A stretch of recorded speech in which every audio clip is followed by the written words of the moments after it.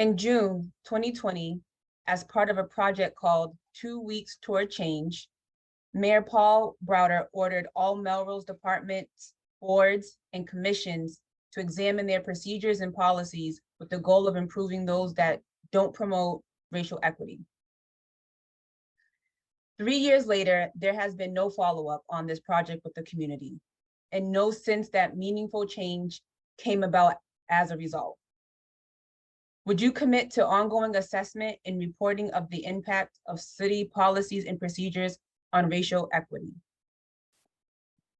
And we will start with Ms. Grigoritis. Thank you. To answer the question, yes,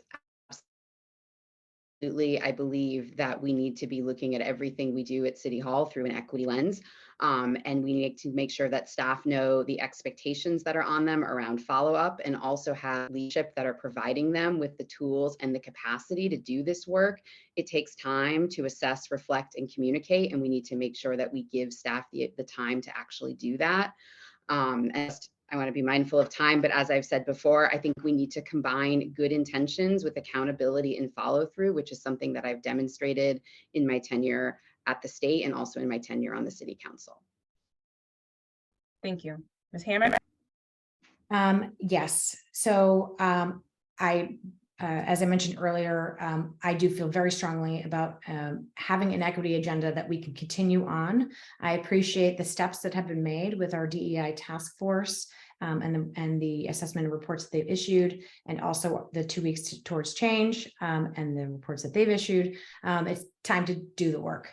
So I want to partner with the community right away and rebuild an equity task force of department heads, community members, including the youth and experts who already live in this community, and look at the previous survey results and actually come forward and do some of the essential work that we are behind on.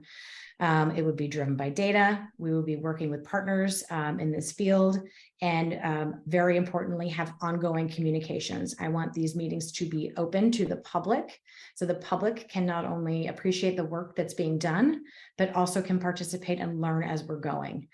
By promoting open and inclusive dialogue, that's how cities can rebuild trust and foster understanding of the challenges faced by marginalized communities, and then issue these milestones as we're moving forward through the agenda.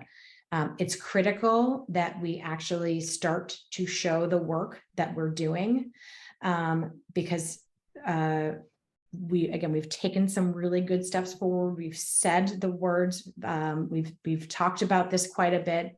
It's time we start putting policy to paper and get this work done. But thank you. Thank you. Ms. Madero Solano?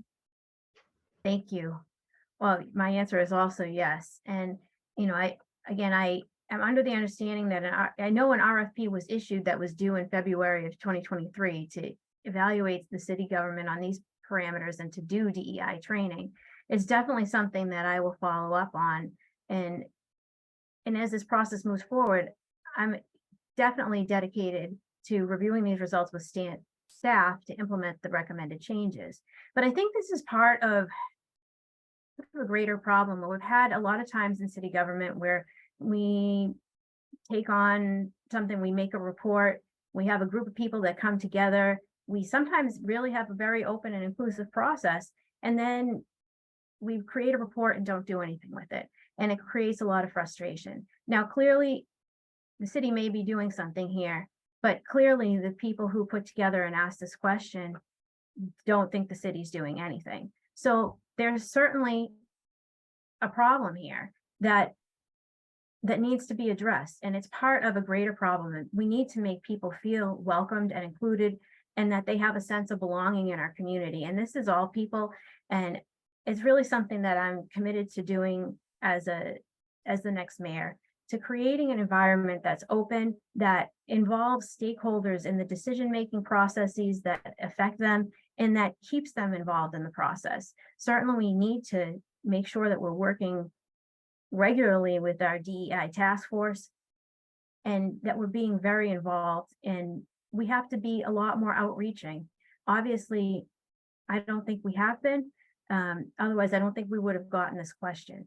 So it's something I'm committed to doing a much better job of being, much more open, transparent, and creating an atmosphere of greater community engagement.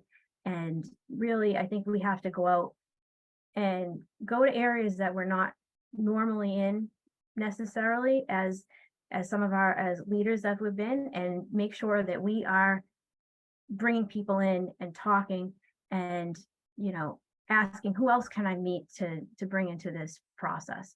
And I also just want to go one step further. We're talking about inclusion and bringing people into government.